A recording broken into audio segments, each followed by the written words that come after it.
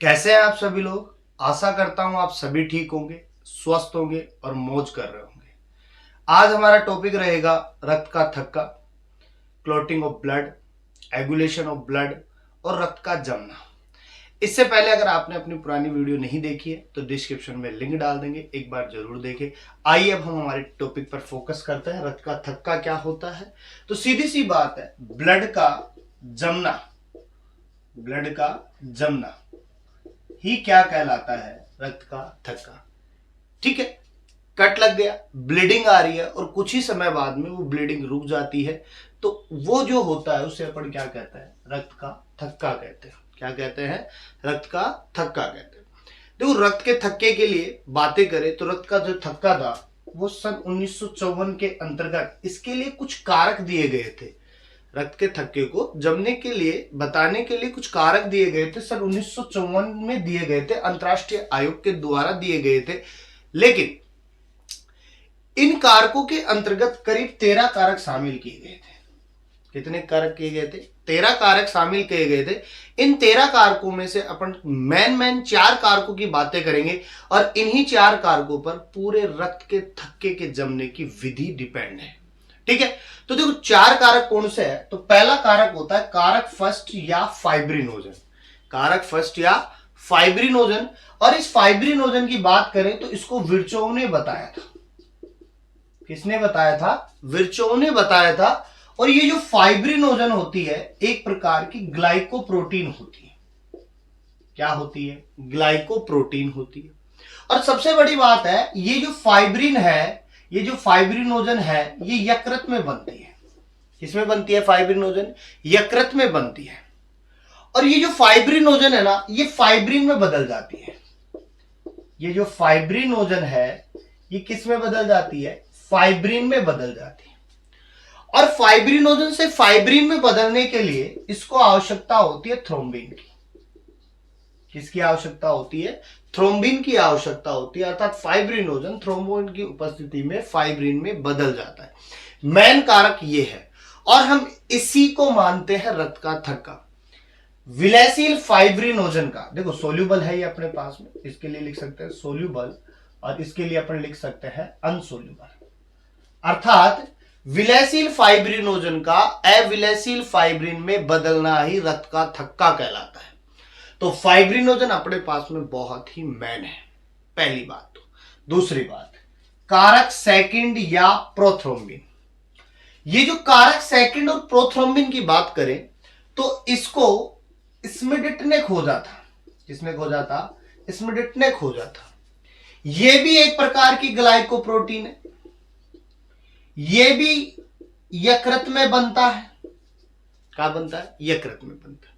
लेकिन ये जो प्रोथ्रोम्बिन है ना, ये अपने पास में थ्रोम्बिन में बदल जाता है। तो देखो, प्रोथ्रोम्बिन, तीर का निशान, और किस में बदल गया? थ्रोम्बिन में बदल गया। समझ गए बात को?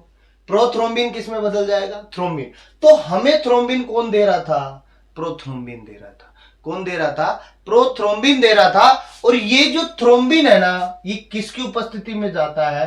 थ्रोम्बोप्लास्टिन की उपस्थिति में। किसकी उपस्थिति में जाता है? थ्रोम्बोप्लास्टिन की उपस्थिति में किस में जाएगा? थ्रोम्बिन में जाएगा।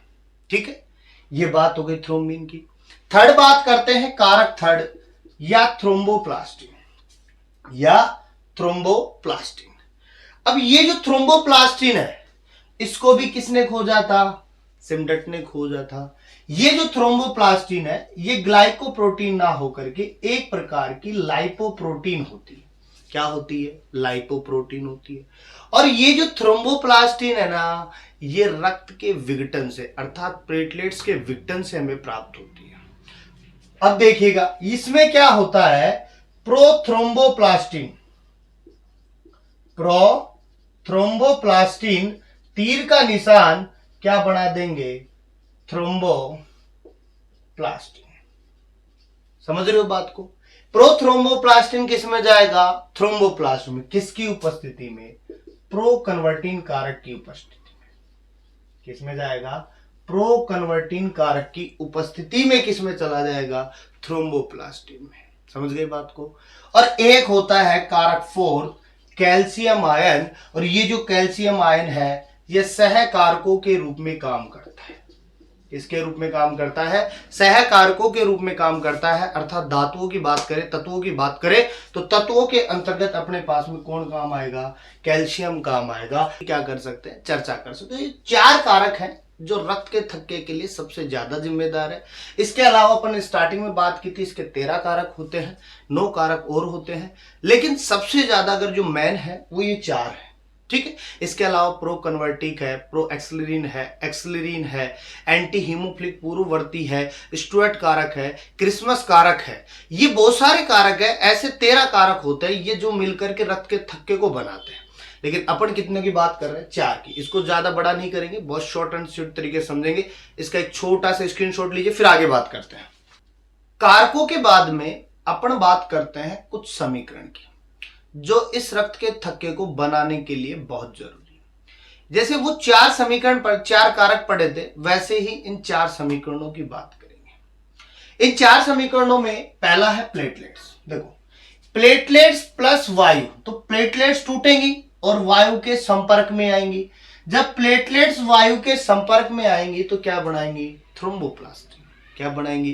थ्रोम्बोप्लास्टिन। ठीक है, बात हो चुकी। तीसरा कारक था, सिमरट ने बताया था अपने पास में, प्लेटलेट्स टूट करके वायु के साथ में जुड़ेंगे। जब वायु और प्लेटलेट्स एक जगह हो जाएगा तो क्या बनाएगा? थ्रोम्बोप्लास्टिन। क्या बनाएगा? थ्रोम्बोप्लास्टिन। अब ये जो थ्रोम्बोप्लास्टिन है ये किसके पास आ रहा है? प्रोथ्रोम्बिन के पास। सीधी बात है, थ्रोम्बोप्लास्टिन किसके पास आएगा? थ्रोम्बिन के पास में। और साथ में किसको लाएगा? कैल्शियम को। अगर कैल्शियम इसके साथ में आ गया और प्रोथ्रोम्बिन जुड़ गया तो थ्रोम्बोप्लास्टिन, प्रोथ्रोम्बिन और कैल्शियम आयन तीनों मिलकर के क्या बनाएंगे? थ्रोम्बिन। क्या बनाएंगे? थ्रोम्बिन बनाएंगे। तो सीधी सी बात है, prothrombin, thromboplastin, calcium ion thrombin बना देंगे। समझ गए बात को। अब ये जो थ्रोम्बिन है ना, ये एंजाइम की भांति भी काम करता है। किसकी भांति? एंजाइम की भांति काम करता है। और कुछ वैज्ञानिकों का मानना यह है कि जब प्रोथ्रोम्बिन थ्रोम्बिन में जाता है तो एक एंजाइम बनाता है प्रोथ्रोम्बिनेज। प्रोथ्रोम्बिनेज क्या बन गया? कुछ वैज्ञानिकों का मानना है, समझ रहे हो बात को। प्रोथ्रोम्बिन जब थ्रोम्बिन में जाता है तो प्रोथ्रोम्बिनेज की उपस्थिति में जाता है। लेकिन 2 वैज्ञानिक थे, बेस्ट और टेलर। कौन थे? बेस्ट और टेलर। इन दोनों का मानना यह है कि प्रोथ्रोम्बिन जब थ्रोम्बिन में जाता है तो प्रोथ्रोम्बिनेज की आवश्यकता नहीं पड़ती है। ये कैल्शियम आयन के साथ में सीधा किस में बदल जाता है? थ्रोम्बिन में। अर्थात प्रोथ्रोम्बिन जो होता है कैल्शियम को लेगा और किसके पास चला जाएगा? थ्रोम्बिन के पास में। समझ गए बात को। प्रोथ्रोम्बिन कैल्शियम को साथ लेकर के क्या बनाएगा? थ्रोम्बिन बना देगा। अब ये जो थ्रोम्बिन है ये फाइब्रिनोजन के पास जाएगा। किसके पास जाएगा? फाइब्रिनोजन के पास में। फर्स्ट कारक के अंतर्गत मैंने एक डेफिनेशन बताई थी, विलेसिन फाइब्रिनोजन का एविलेसिन फाइब्रिन में बदलना ही क्या कहलाता है? रक्त का थक्का। तो ये जो थ्रोम्बिन था ये फाइब्रिनोजन के पास है। मैंने क्या कहा? थ्रोम्बिन किसकी भांति व्यवहार करेगा? एंजाइम की भांति। किसकी भांति? एंजाइम की भांति व्यवहार करता है। तो ये जो थ्रोम्बिन है अपन यहां लगा सकते थे, फाइब्रिनोजन डायरेक्ट किस में आ जाएगा? फाइब्रिन में। तो थ्रोम्बिन प्लस फाइब्रिनोजन क्या बनेगा? फाइब्रिन बनेगा। क्या बनेगा? फाइब्रिन। और ये फाइब्रिन किससे जुड़ेगा? रुधिर कोशिकाओं से। जैसे ही फाइब्रिन बन गया, फाइब्रिन डायरेक्ट कहां आएगा? रुधिर कोशिकाओं के पास से, जहां से टूटी थी, और रुधिर कोशिकाओं के आकर के ये क्या बना देगा? क्लोटिंग। अर्थात एक जाल बनाएगा, जाल का निर्माण कर लेगा। और ये जो जाल का निर्माण है यही क्या कहलाता है? क्लोटिंग कहलाता है। ये क्या कहलाएगा? क्लोटिंग कहलाता है। तो इस प्रकार से इन 4 इक्वेशन के माध्यम से अपन ब्लड का क्या कर सकते हैं? क्लोट कर सकते हैं। क्या कर सकते हैं? क्लोट कर सकते हैं। देखो, तो अगर आप अपनी उदासी के साथ में, अगर आप उदास हो तो आप कहीं ना कहीं अपने पास्ट के अंदर बैठे हो, और जितना पास्ट को याद करोगे वो उतना ही परेशान करेगा। समझ रहे हो बात को। अगर आप किसी चीज पर ज्यादा सोच विचार कर रहे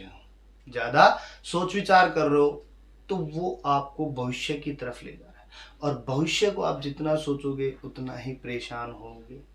इसलिए आप जितना शांत रहोगे और शांति से मेहनत करते रहोगे, काम करते रहोगे, तो वो आपके प्रेजेंट को निर्धारित कर रहा है। अगर आप पास्ट एंड फ्यूचर के चक्कर में फंस कर रह गए तो आप अपने प्रेजेंट को खोते जाओगे, और अगर वर्तमान चला गया, प्रेजेंट चला गया, तो पास्ट एंड फ्यूचर कुछ भी नहीं करेगा।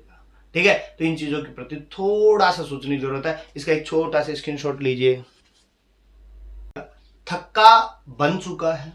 अब बात करें कि थक्के बनने के लिए मेन एसेंशियल पार्ट क्या है। तो एसेंशियल पार्ट में अपने पास में तो प्लेटलेट्स, क्योंकि प्लेटलेट्स होगी तो वायु से जुड़ेगी, और वायु से जुड़ेगी तो क्या बनाएगी, थ्रोम्बोप्लास्टिन। समझ गए बात को। एक होता है प्रोटीन्स, कुछ प्रोटीन्स सही होती है, वो प्रोटीन्स कौन सी है, फाइब्रिनोजन और प्रोथ्रोम्बिन, क्योंकि प्रोथ्रोम्बिन किस में जाएगी, थ्रोम्बिन में, फाइब्रिनोजन किस में जाएगी, फाइब्रिन में। ठीक है, इसके अलावा धातु कैल्शियम, और ये जो कैल्शियम है ना, ये मैक्रो न्यूट्रिएंट है, वृहद पोषक तत्व है। ये बॉडी के लिए बहुत ही जरूरी होता है, क्योंकि कैल्शियम जो होता है ब्लड के अंतर्गत सहकारक का काम कर रहा है। दूसरी बात, ये जो कैल्शियम होता है वो बोन्स के लिए जिम्मेदार होता है, बोन्स बनाता है, बोन्स के ऊपर स्टोकेड पार्ट बनाता है। ठीक है, इसके अलावा ये कवच का निर्माण भी करता है। ठीक है, या बोल दे कि स्केलेटन के लिए सबसे ज्यादा जिम्मेदार होता है, और ये साथ साथ में हमें बोन्स के लिए मैग्नीशियम की भी आवश्यकता होती है। किसकी आवश्यकता होती है, मैग्नीशियम की भी आवश्यकता होती है। वहीं अगर बात करें, विटामिन के चाहिए। क्या चाहिए, विटामिन के चाहिए। ठीक है, ये चार, 1 2 3 4 क्या बना रहे हैं, रक्त का थक्का। क्या बना रहे हैं, रक्त का थक्का बना रहे हैं। क्या बना रहे हैं, रक्त का थक्का बना रहे हैं। अब ये चार की बात होगी, रक्त का थक्का बन गया, लेकिन इनको रोकने के लिए एक और बैठा है, वो इनको थक्का बनाने नहीं देता, वो है anti clotting factor. Anti clotting factor, और ये जो एंटी क्लोटिंग फैक्टर है उसे अपन कहते हैं हिपेरिन। क्या कहते हैं, हिपेरिन। लेकिन बात ये होती है कि हिपेरिन जो होता है वो रक्त कोशिकाओं में थक्का नहीं बनने देता है, लेकिन एक चीज ये भी होती है कि अगर हिपेरिन जो है वो ब्लड का थक्का नहीं जमने दे रहा है, लेकिन अगर हिपेरिन वायु के संपर्क में आ जाएगा तो हिपेरिन जो है वो नष्ट हो जाएगा। तो वायु किसको नष्ट कर देगी, हिपेरिन को नष्ट कर देगी। समझ रहे हो। लेकिन कभी कभी रक्त कोशिकाओं में भी किसका थक्का जम जाता है, रक्त का थक्का जम जाता है, और उस प्रक्रिया को अपन कहते हैं थ्रोम्बस। क्या कहते हैं, थ्रोम्बस कहते हैं। और ये जो थ्रोम्बस होता है ना, इस बनने की क्रिया को अपन कहते हैं थ्रोम्बोसिस। क्या कहते हैं, थ्रोम्बोसिस कहते हैं। और ये जो थ्रोम्बस है ना, ये एम्बोलस के रूप में होता है। किसके रूप में आ जाता है, एम्बोलस। किसके रूप में आता है, एम्बोलस। और ये अगर ये एम्बोलस है ना, ये अगर रक्त कोशिकाओं के अंदर फंस गया तो सीधी सी बात, रक्त का प्रवाह नहीं होगा, रक्त रुक जाएगा और व्यक्ति की क्या हो जाएगी, मृत्यु हो जाएगी। लेकिन ये जो थक्का है ना, हिपेरिन जो है, अपना काम केवल छोटी नसों के अंदर ही दिखाता है, बड़ी नसों में नहीं दिखाता है। ठीक है, तो इस प्रकार से अपन रक्त के थक्के की बनने की बात कर सकते हैं। ठीक है, तो डिपेंड करता है अपने पास में रक्त का थक्का किस प्रकार से जम रहा है। तो सीधी सी बात है कि अपने पास में एंटी क्लोटिंग फैक्टर क्या होगा, हिपेरिन, और थक्के बनने के लिए कौन कौन चाहिए, प्लेटलेट्स, फाइब्रिनोजन, प्रोथ्रोम्बिन, कैल्शियम और विटामिन के। इनके लिए हमें क्या चाहिए, वायु। इसके लिए क्या नहीं चाहिए, वायु। वायु होगी तो ये काम करेंगे, वायु नहीं होगी तो वो काम करेंगे। समझ गए बात को। लेकिन हमें पता है रक्त के अंतर्गत वायु कहां से आएगी, समझ लो। इसलिए रक्त के थक्के में अपने पास में कोई भी दिक्कत पैदा नहीं करते हैं। एक और देखो, ये चार कारक की मैंने बात की थी, एक कारक होता है स्टुअर्ट कारक। कौन सा कारक होता है, स्टुअर्ट कारक। ये जो स्टुअर्ट कारक है ना, और अगर इस कारक की कमी हो जाती है, स्टुअर्ट कारक की कमी हो जाती है, तो नक्सीर आना प्रारंभ हो जाती है, नोज से ब्लीडिंग होना स्टार्ट हो जाती है, जिसे अपन क्या कहते हैं, नक्सीर होती है। नाक की संधियां बिल्कुल कमजोर हो जाती है, जिससे अगर नॉर्मली भी अगर किसी चीज की लगती है तो नाक की संधियों से क्या आना स्टार्ट हो जाता है, ब्लड स्टार्ट हो जाता है। वो किस कारक की कमी से होता है, स्टुअर्ट कारक की कमी से होता है। ठीक है, इसका एक छोटा सा स्क्रीनशॉट बनाइए।